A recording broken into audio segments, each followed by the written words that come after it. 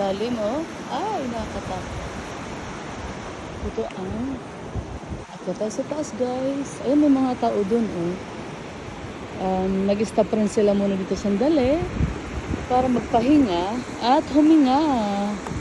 Ayan. Ay, ang sarap. Ay, nakakatakot ng konti.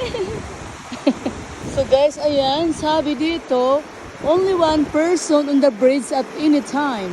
If the bridge is in need of repair, please contact Stagskog. So yan ang ating view na makikita from here. Ayan. Ando na ang aking mahal. Nagawa niyang tumawid mag-isa.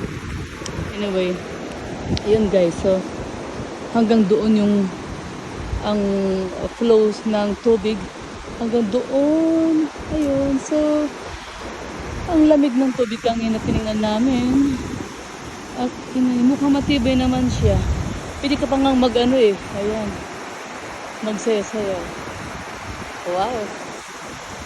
Oh my God, nakakatakot. Sabi nila, only one person lang daw.